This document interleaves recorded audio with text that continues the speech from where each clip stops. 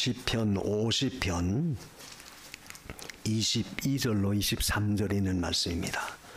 시편 50편 22절 23절.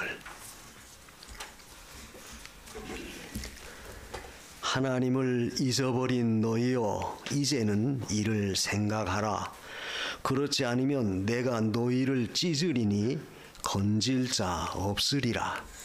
감사로 제사를 드리는 자가 나를 영화롭게 하나니 그 행위를 옳게 하는 자에게 내가 하나님의 구원을 보이리라. 아멘. 오늘 23절에 있는 말씀을 보면 감사로 제사를 드리는 자. 오늘 이 말씀을 통해서 우리가 감사로 제사를 드리는 자가 되자, 이런 말씀을 가지고 함께 은혜를 받고자 합니다. 우리가 감사라고 하는 것은 우리 인간에게 주어진 하나님의 특별한 특권이고 은총입니다. 사실 다른 짐승, 다른 동물들은 감사하는 표시를 할 수가 없어요.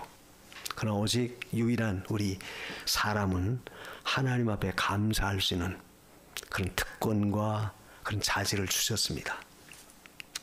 그래서 우리 예수 믿는 사람은 늘 범사에 감사하라. 데살로니가전서 5장 18절에 그 말씀이죠. 늘 감사할 수 있는 그런 그 신앙, 감사할 수 있는 그런 체질, 감사할 수 있는 그 근본을 우리가 늘 가져야 돼요. 왜 그렇습니까?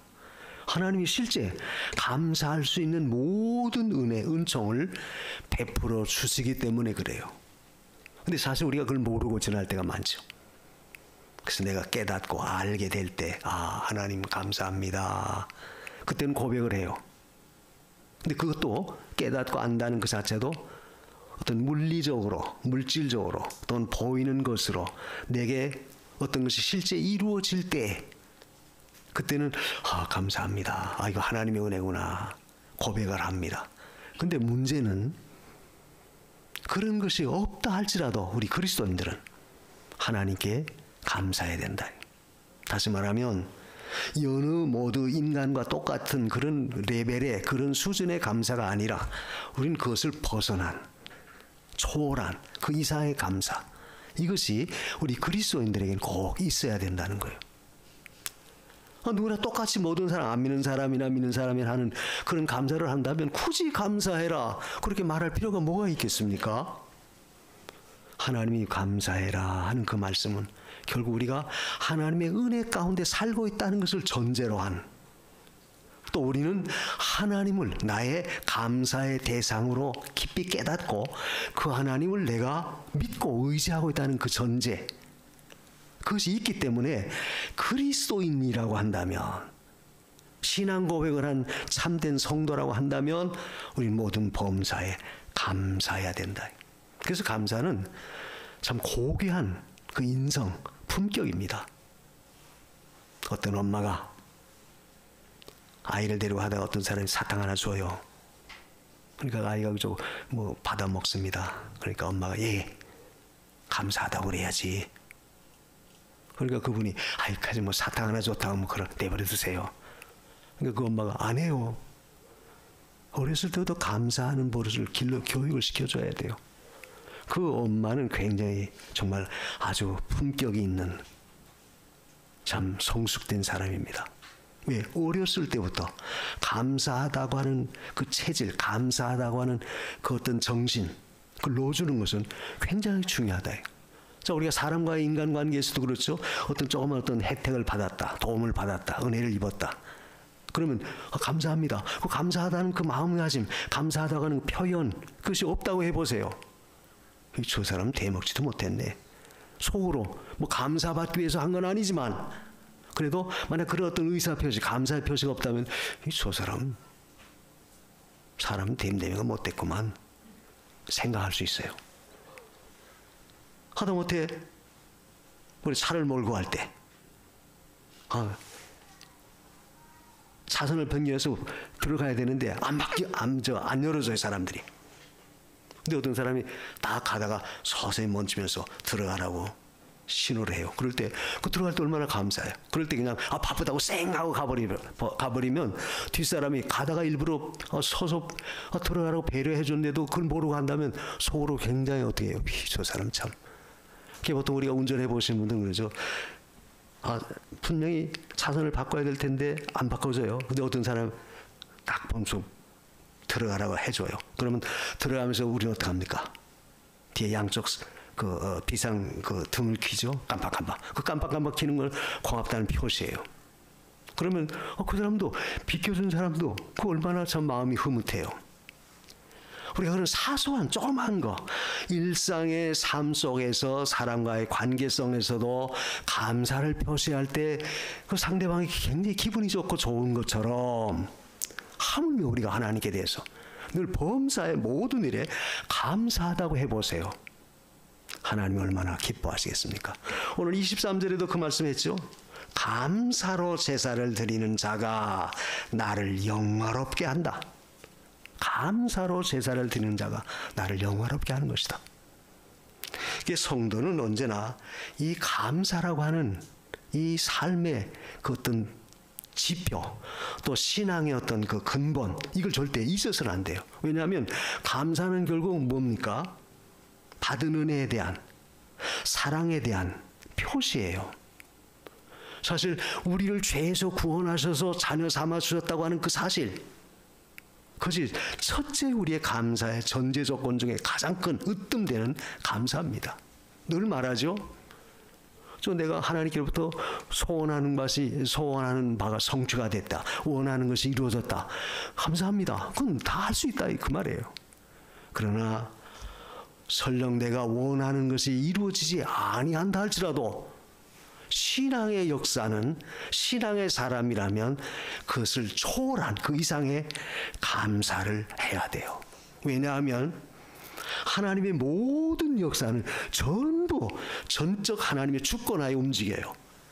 우리가 하다못해 눕고 일어나는 것, 숨쉬고 기식하는 것, 활동하는 것, 움직여지는 것, 어느 것 하나라도 하나님의 절대적인 주권하에서 되어지는 건 하나도 없습니다.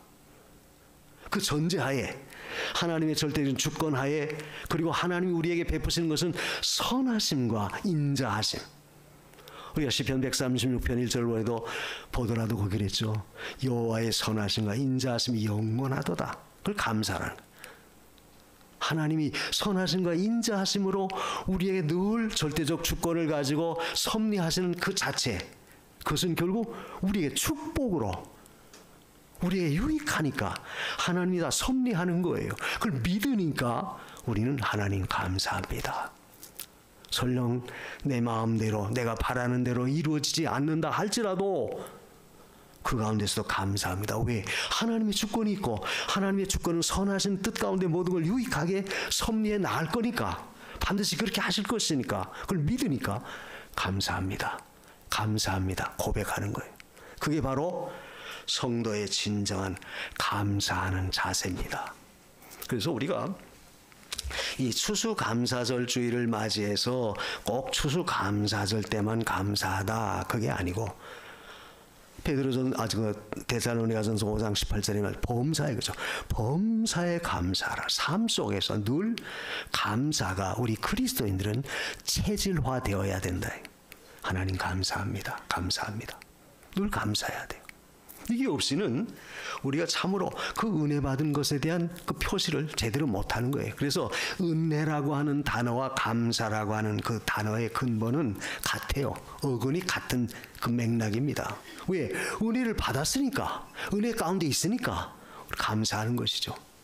근데 그걸 잊어버리면 결국 내가 그 은혜도 잊게 되는 것이고, 결국 그것은 하나님께 대한, 은혜를 베풀어 주신 하나님께 대한 망각, 하나님께 대해서 모든 것도 잊어버리는 결과가 돼요. 그래서 우리는 감사합니다.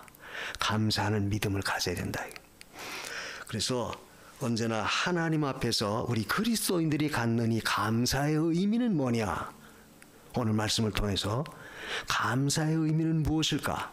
그것은 결국 늘 말하듯이 어떤 조건이 이루어져서 거기에 대한 감사가 아니고 그걸 초월해서 그 이상의 우리는 죄에서 구원해 주신 하나님의 자녀로 삼아 주신, 그래서 하나님을 내가 나의 하나님, 나의 신으로 섬길 수 있는 대상이 되어 주신 거, 이걸 우리가 감사하는 거예요. 그 성도의 진정한 감사는 하나님이 우리의 감사의 대상입니다. 감사의 대상이에요. 이걸 우리가 절대 잊어서는 안 돼요. 그래서 우리는 무슨 일을 하든지 늘 감사하라. 저 언젠가도 제가 설교할 때 그 예화를 들은 것 같아요. 수도원과 감옥의 차이가 뭐냐? 다 비슷해요. 자유스러움이 없어. 수도사들이 수도원에 들어가서 돌을 닦을 때 거기도 자유가 없어요. 규칙에 매여야 돼요. 자유가 없어요. 또 굉장히 그러다 보니까 불편하죠. 그러나 다른 것은 뭐냐면 감옥도 마찬가지예요. 감옥에 들어가면 뭐 자유가 있습니까? 하고 싶은 거 못해요. 모든 철저한 규례 속에 얽매여야 돼요. 근데 다른 점은 수도원에서 수도하는 수도사들은 감사하다, 감사함으로 하는 거예요. 자유스럽지 못하고 내가 하고 싶은 거 못하고 다 제재를 당하고, 그런다 할지라도 그 수도사들은 감사함으로 하는 거예요. 그러나 감옥에 있는 사람들은 원망과 시비와 불평 가운데 지난다. 달라요. 이 말은 우리 그리스도인들의 감사는 그와 같아요. 설령 우리가 참 자유스럽지 못하고 또 여러 가지 많은 규례 가운데 얽매여 있고, 또 어떤 때는 세상에서도 참 이렇게 전련된 것처럼 세상에서 동떨어진 것 같은 그런 삶을 살아가는 그런 입장에 있지만, 우리 그리스도인들이 그래도 우리에게 감사한 것은 하나님이 나의 하나님, 하나님이 주신 그 은혜를 내가 누리고 있고 그 은혜 가운데 있다는 그 자체만으로도 우리는 감사하라. 감사해야 돼요. 그래서 오늘 말씀을 통해서 감사로 제사를 드려라 하는 그 말씀은 결국 우리가 하나님 앞에 어떻게 해야 되겠느냐? 그것은 첫째, 오늘 말씀처럼 뭐라고 말합니까? 감사로 제사를 드려라 하는 그 말은 이 예배 생활 속에서 그것이 나타나져야 된다는 거예요. 제사라고 하는 것은 오늘날은 예배예요. 예배. 감사로 예배를 드려라. 감사의 예배가 늘 있어야 된다, 그런 뜻이죠. 물론 여러분이 예배 드리러 나올 때 늘 하나님 앞에 감사해서 나오죠. 그런데 그 감사의 근본이 무엇을 의미하느냐? 그것은 결국 베풀어 주시고 또 우리가 그 가운데 있음을 전제로 한 거예요. 이걸 절대 잊어서는 안 돼요. 그러니까 베풀어 주신 것이 내 마음, 내 뜻, 내가 원하는 대로 이루어지지 않는다 할지라도 하나님 그 이상의 것을 통해서 반드시 선하신 뜻을 이루시고 반드시 인자하심으로 사랑하심으로 이끌어 주시기 때문에, 그걸 분명히 믿기 때문에 우리는 그 가운데서도 감사하는 거예요. 그래서 성도의 가장 기본적인 것은 뭐냐? 그래서 감사로 제사, 즉 영화롭게 하는 것이죠. 영광 돌리는 거예요. 성경에 보면은 그 제사라고 하는 단어가 세 가지 의미로 쓰여진 것이 있어요. 우리가 사무엘상 15장 22절에 보면 순종에 대해서 말씀하셨습니다. 순종이 제사보다 낫고, 그 사무엘상 15장 22절에 또 거역하는 것은 사술의 죄와 같고 완고한 것은 우상 숭배하는 것과 같다. 그러니까 순종이 제사보다 낫다 하는 그 말은 결국 하나님은 언제나 그 순종을 원한다. 순종을 제사로 비유했어요. 그 순종이라는 것은 뭡니까? 결국 우리 하나님의 뜻에 내 뜻을 버리고 하나님의 뜻에 내가 순응하고 거기 부합해서 따라가는 것, 받아들이는 것이 순종이죠. 순종이라는 것은 결국 믿음의 절대적인 그 전제예요. 내가 믿음이 있다 할 때 거긴 반드시 순종이 따라야 된다. 아브라함이 믿음이 좋다, 믿음의 조상이다 이렇게 말할 때 아브라함은 예, 아브라함아 번듯한 자비 떠나서 내가 내게 지시할 땅으로 가라, 예, 순종했어요. 그 아브라함 신앙의 그 특성은 순종이다. 순종. 순종의 제사를 드려라. 그 말은 결국 하나님 우리의 마음을 요구한다. 순종이라는 것은 결국 하나님이 우리 마음을 요구하시는 거예요. 우리 마음, 우리 중심이 어떤가, 이거 해라 할 때 예, 단마음으로 받아들여서 순종하면 내 마음을 주께 다 드리는 것이다. 믿음이라고 하는 것은 언제나 순종이다. 그래서 참된 순종은 어떤 면에서 자기 자신을 포기하는 거죠. 내 뜻 버리고 주님 뜻대로, 주님 말씀대로 내가 지키는 것. 그러니까 그것은 하나님이 바라시는, 하나님이 원하시는 그것을 하나님은 기뻐한다. 이게 순종의 제사. 그것도 성경에 보면은 찬미의 제사. 그 히브리 12장에 보면 그랬죠. 13장. 히브리 13장 15절에 보면 우리가 늘 그게 뭐라 그래요? 예수 그리스도로 말미암아 항상 찬미의 제사를 드려라. 찬미의 제사를 드려라. 그 찬미의 제사가 뭡니까? 늘 하나님께 우리가 찬송하고 찬양하고 영광 올려드리는 그런 제사죠. 그래서 하나님은 우리가 찬송하는 것을 원하세요. 찬미 드리는 것을 원하세요. 그건 입술의 열매다 그랬어요. 찬미의 제사는 곧 입술의 열매다. 그 히브리 13장 그 22절에 그래 15절 13장 15절 이하에 그 말씀이 있죠. 그래서 성도는 늘 생활 속에서도 늘 감사할 때 또 거기에 자연적으로 늘 하나님께 대한 영광, 즉 찬송, 찬미가 늘 나와야 돼요. 우리가 기분이 좋고 감사하면 어때요? 마음에 기분 자연히 입술로도 그 표현, 의사 표시가 나오죠. 흥얼거리게 되고 노래가 나오고. 우리가 실제 그렇잖아요. 기분이 좋고 감사할 일이 있어 보세요. 아, 그죠. 나도 모르게 그죠. 흥얼흥얼거리게 노래가 나와요. 원리가 그와 같아요. 하나님의 은혜에 대한 진정한 감사가 있다면 우리는 당연히 하나님께 대한 찬송, 찬미가 있어야 된다. 그래서 우리 성도에게 이 찬송할 수 있는 그 특권, 찬송할 수 있는 이 자질, 찬송할 수 있는 이 근본을 주신 것은 참으로 귀해요. 교회에 나서 우리 여러분이 찬송하잖아요. 찬송할 때도 그 찬송의 의미를 새기면서 아주 감사해서 힘있게 우리가 불러야 돼요. 왜? 그 찬송 자체가 하나님께 영광을 올려드리는 것이다. 영광을 올려드리는 거예요. 우리 기독교가 찬송하니까 이 불교도 이제 찬미다고 해서 그 사람들도 찬불가다 해가지고 노래 부르죠. 사실 이 찬송은 우리 그리스도인들이 갖는 가장 귀한 자질이에요. 그래서 찬미의 제사를 드려라. 그 제사라고 하는 단어를 찬미, 찬양에 대해서도 붙였어요. 또 세 번째로 오늘 본문의 말씀처럼 감사에 대해서도 제사다. 감사로 제사를 드려라. 그래서 이 감사는 결국 하나님께 영화롭게 하는 거예요. 오늘 본문에도 그랬죠. 감사로 제사를 드리는 자가 나를 영화롭게 하는 하나님.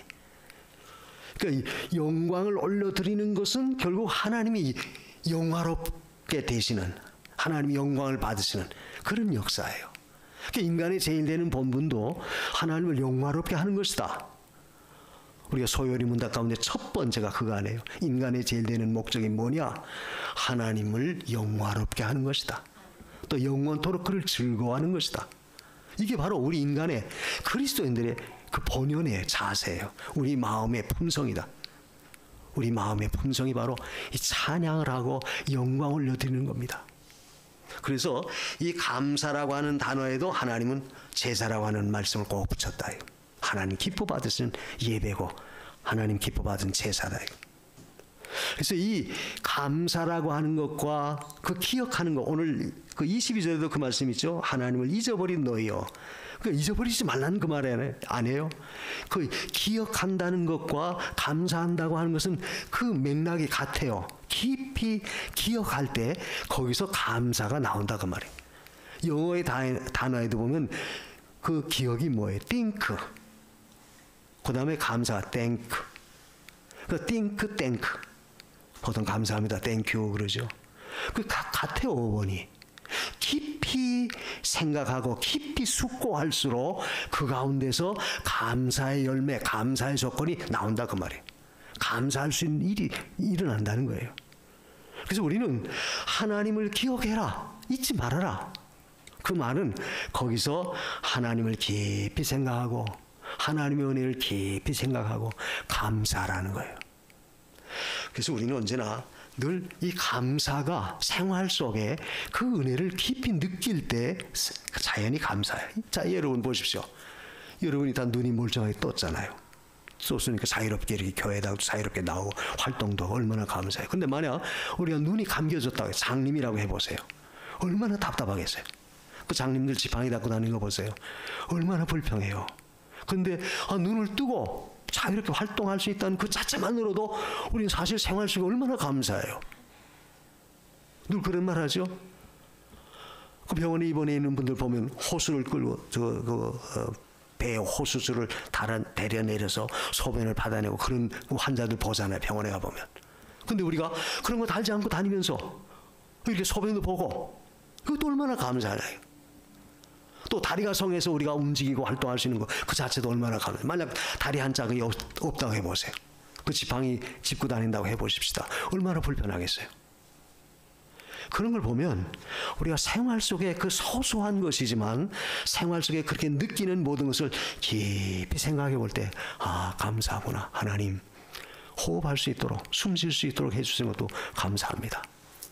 아침에 일어날 때, 눈 떴을 때 하나님 감사합니다. 밤에도 아무 일 없이, 변거 없이 눈 뜨고 또 하루를 시작하게 되니까 얼마나 감사해요. 생활 속에 느끼는 그 모든 것을 깊이 내가 마음에 새겨볼 때 거기서 우리는 감사가 나올 수 있다. 그래서 우리는 언제나 하나님 앞에 이 감사의 제사를 늘 잊지 마십시오. 늘 그저 마음속에 감사를 잊지 말라. 두 번째로 오늘 말씀 속에서 중요한 것은 뭐냐? 감사하려면 잊지 말라는 거예요. 그 22절에 하나님을 잊어버린 너희여 이제 이를 생각하라. 근데 거기 22절의 말씀을 보면 아주 두려운 말씀을 기록하셨어요. 하나님을 잊어버린 너희여 이제 생각하라. 그렇지 않으면 내가 너희를 찢으리니 건질 자가 없다. 내가 너희를 찢어버리겠다. 그럼 아무도 건질 자가 없다는 거예요. 자, 그 말씀 자체만 들어도 얼마나 무시무시해요. 하나님을 잊어버리면 내가 너를 찢는다. 내가 너를 찢을 때 나를 너희에게서 건질 자 하나도 없다. 너희를 나에게서 건질 자 하나도 없다. 그러니까 이 말은 하나님을 잊어버리지 말라는 거예요. 성도의 삶 속에 가장 중요한 것은 뭐냐? 결국 우리가 그 은혜를 잊어버리지 않는 겁니다. 잊어버리지 않는 거예요. 은혜를 잊어버리니까 결국 감사를 못해요. 그 최봉성 목사님, 최권능 목사님이라고 우리 한국 기독교 역사 순교하신 분이죠. 신사참배 문제로 일본 순사에 끌려서 신문을 받습니다. 그 매를 직사하게 얻어맞아요. 매를 얻어맞을 때마다 하나님 감사합니다. 감사합니다. 감사합니다. 그러니까 일본 순사가 약이 오른 거예요. 이거. 아니 이놈의 영감이 매를 때릴 때마다도 감사하다. 감사하다. 한 대마다 감사하고. 그러니까 너무 약이 올라서 바닥에다 못을 박아놓고 그 위로 막 뒹굴려고 그래요. 그런 고문을 해요. 그러니까 그 위에 못 박힌 그 못자국 위에 뒹구르니까 어떻게 되겠어요? 피가 낭자하죠. 그럴 때 그런 가운데서 그 목사님이 하나님 감사합니다. 주님은 나를 위해 십자가에 피 흘렸는데 내가 그 흉내라도 날 수 있도록 이렇게 고난을 받게 하니 감사합니다. 너무 약이 오르니까 이놈의 영감이 미쳤나? 나가라! 나가서 10분 감사하라. 일본 순사가 그러더라는 거예요. 그런데 왜 그 목사님이 그런 고난 가운데서 감사했느냐? 사람 같으면 사실 어떻게 감사해요? 원망 나오기 쉽죠. 아니 내가 주를 위해서 이만큼 했는데 이렇게 고통 가운데 빠지게 하다니 왜 건져주지 않습니까? 대개는 그렇게 원망하기 쉬워요. 그런데도 그 고난이 더 올수록 더 감사했다. 그 고난이 올수록 감사한 것은 뭐냐? 그 고난에 참여하는 것. 그 은혜를 잊지 않고 그리스도께서 나를 위해서 피 흘려주신 십자가의 사랑을 잊지 않으니까 그래서 감사했던 거예요.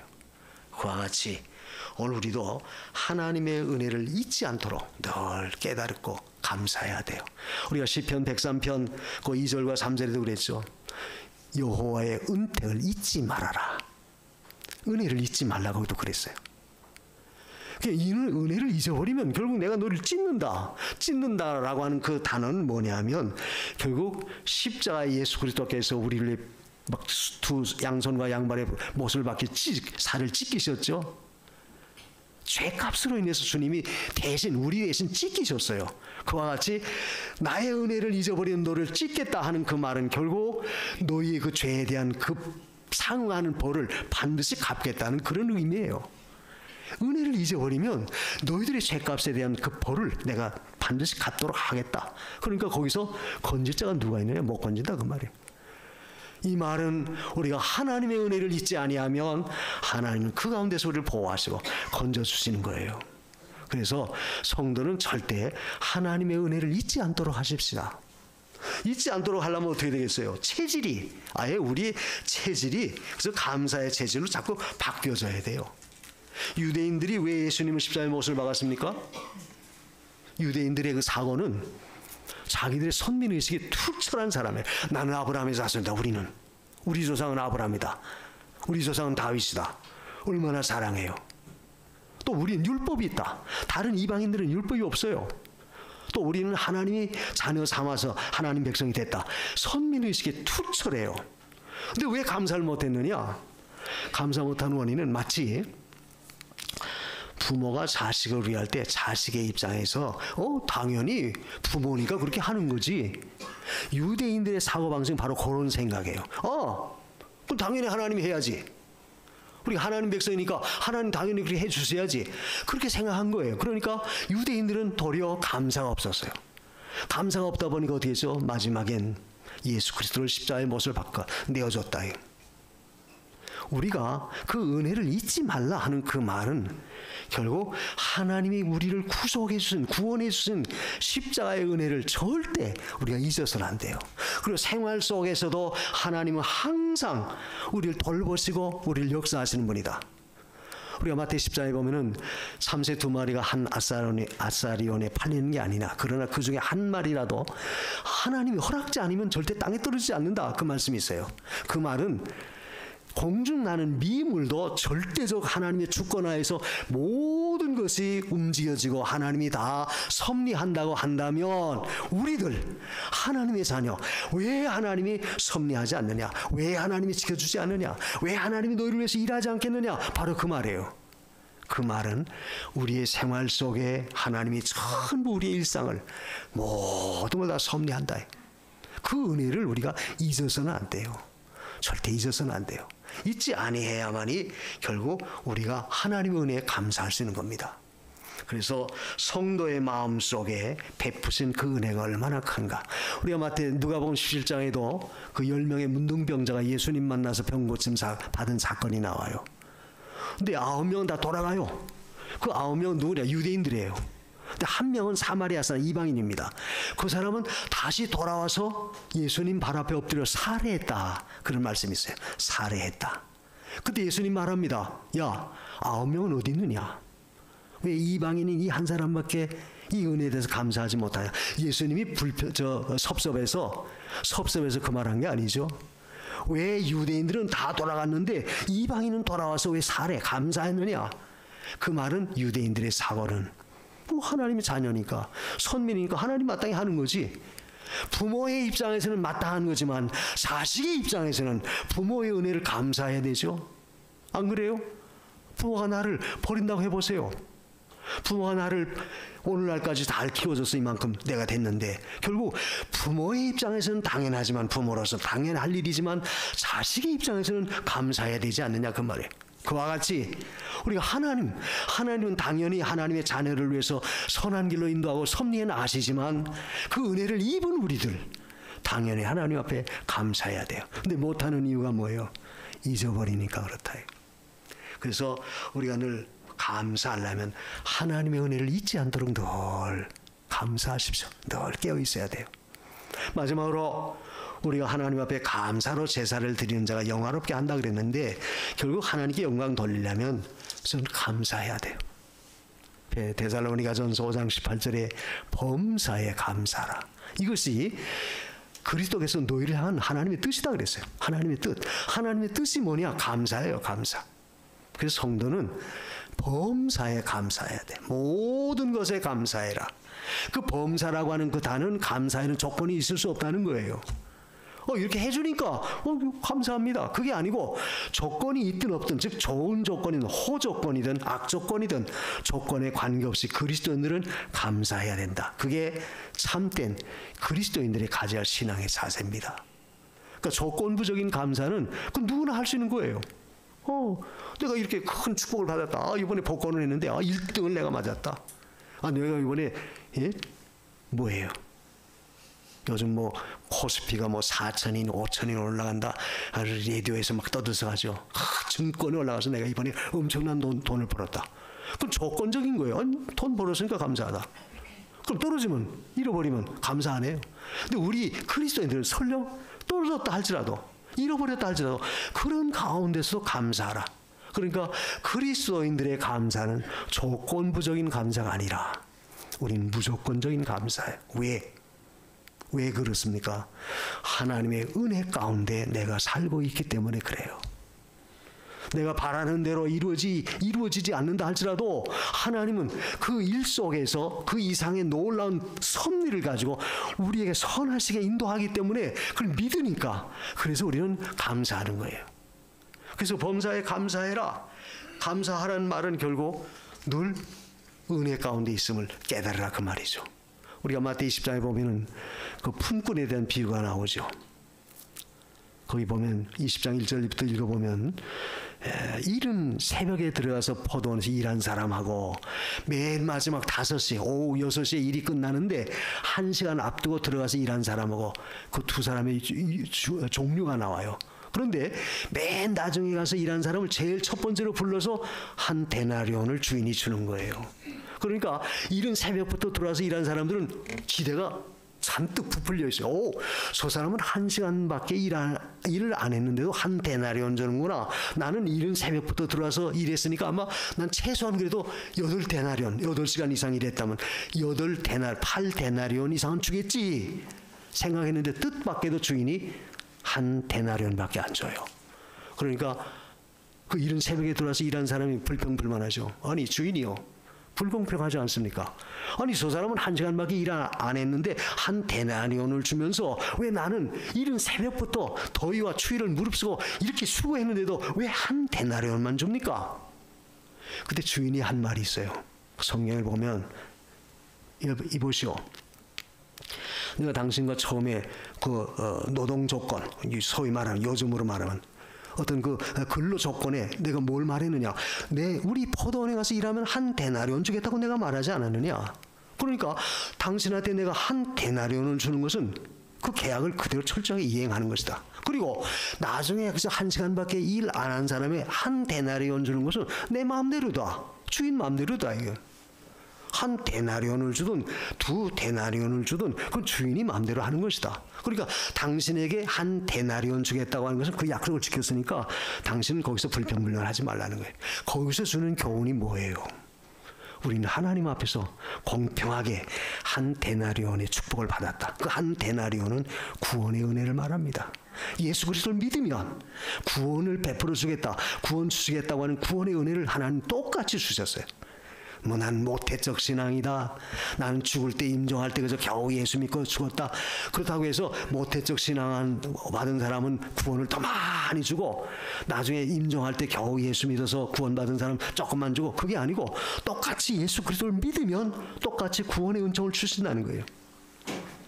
그 말은 결국 우리가 구원의 은혜에 대해서는 어떤 그 차별이 있을 수 없어요. 다만 우리가 분명한 것은 하나님이 베풀어 주시는 모든 은혜는 그와 똑같아요. 일상생활 속에서 늘 은혜 가운데 우리가 살고 있는 겁니다.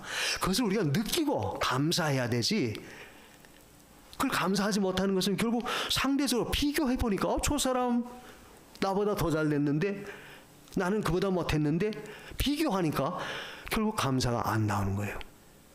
감사가 안 나와요. 그렇게 해서는 진정한 그리스도인의 감사가 될 수 없어요. 우리는 누구와 비교해서 감사가 아니라 우리는 무조건적으로 하나님의 앞에 내가 이런 은혜를 입고 있는 그런 자녀가 됐고 그런 특권을 줬고 그런 은혜를 베풀어 주셔서 내가 오늘까지 있구나, 이걸 깨달으니까 감사하는 거예요. 그래서 그리스도인들의 감사라고 하는 것은 조건부적인 감사가 아니고, 우리는 그래서 늘 일상의 삶 속에서 모든 것을 하나님이 주셨다고 하는 것을 전제로 하고 그 가운데서 감사하는 거예요. 그러니까 감사할 때 하나님은 반드시 감사하는 그 일대로, 감사하는 그 역사대로 하나님은 감사의 열매를 반드시 맺게 하신다는 사실을 우린 믿어야 돼요. 내가 감사할 때 감사할 수 있는 그 조건대로 그대로 이루어 주신다. 그래서 감사하는 체질, 감사의 제사로 나를 영화롭게 하라, 바로 그 말씀이에요. 그러므로 오늘 우리는 항상 생활 속에 감사의 체질이 될 수 있는 그런 믿음을 늘 가져야 돼요. 독실한 그리스도인이 복음을 전하지 말라는 금령을 어기고 복음을 전하다 감옥에 갇혔어요. 그러니까 감옥에 가서 감사합니다. 하나님 감사합니다. 내가 감옥에 와서도 복음 전할 수 있도록 그 죄수들에게 복음을 전할 수 있는 기회를 주니까 감사합니다. 그러니까 개과천선을 안 해요. 감옥에서 더 열심히 해요. 그러니까 아예 사형 선고시키겠다. 사형을 언도해요. 그러니까 하나님 감사합니다. 내가 뭔데 하나님 순교의 제물로 받으려고 합니까? 형장으로 끌려갑니다. 그런데 사면령이 내렸어요. 사형 집행이 철회가 됐어요. 그러니까 또 이 사람 하나님 감사합니다. 아, 내가 아직도 살아서 더 복음 전하라고 하나님이 나를 이렇게 또 살려주셨군요. 그러니까 그 사람은 감옥에 있든 풀려 나오든 무슨 일을 당하든 누구죠? 감사하는 거예요. 즉 이 비유를 왜 드느냐? 우리 그리스도인들은 생활 속에 감사의 체질이 되라 그 말이에요. 어떤 일을 당하든지 우리가 감사의 체질이 돼야 돼. 감사할 수 없을 때도 감사해라. 그래서 조건부적인 감사가 아닙니다. 해주었으니까 해줄 거니까 그래서 내가 감사합니다. 하나님 이렇게 해주면 내가 감사하겠습니다. 그건 조건부적이에요. 우리는 그것을 초월해서 뛰어넘어서 범사에 어떤 일을 당하든지 늘 감사하라. 그래서 성도의 진정한 감사는 하나님이 기뻐 받으시는 우리 자신을 산 제물로 드려지는 그런 감사입니다. 그래서 고린도전서 4장 7절에도 그랬죠. 우리가 하나님께로부터 어떤 것 어느 것 하나라도 받지 아니한 것이 하나도 없다. 우리는 다 하나님께로부터 받았다. 거기 그렇게 기록되어 있어요. 여러분 내가 사는 것 오늘까지 활동할 수 있는 것 그것이 무엇이 됐든 어떤 조건이 됐든 어떤 결과물이 나타나졌든지 간에 전부 하나님의 은혜인 줄 그렇게 믿으십시오. 전부 하나님의 은혜예요. 그래서 하나님의 은혜는 결국 우리가 영광 올려드리는 거예요. 그래서 여러분의 삶 속에 늘 하나님께 감사의 열매를 많이 맺혀서 영광 올려드리면 반드시 하나님은 여러분에게 더 많은 감사의 열매를 맺히게 해주실 줄 믿습니다. 이런 감사의 사람이 되시기를 주님의 이름으로 축원합니다. 기도하십시다. 오늘 말씀 생각하면서 과연 나는 생활 속에서 얼마나 하나님 앞에 감사하나, 내가 하나님을 잊어버리고 살지는 않았나, 너무 바쁘고 분주하고 일이 많아서 뭐 하나님 전혀 생각지 못한 그런 가운데 있다가 내가 참 주 앞에 나오진 않았나 살펴보고 하나님 어떤 경우에도 하나님 앞에 감사할 수 있는 그런 믿음의 사람이 되게 해주세요. 우리 다 같이 한 목소리로 통합 기도하겠습니다. 고마우신 하나님 감사합니다. 사랑하셔서 오늘도 주 앞에 나와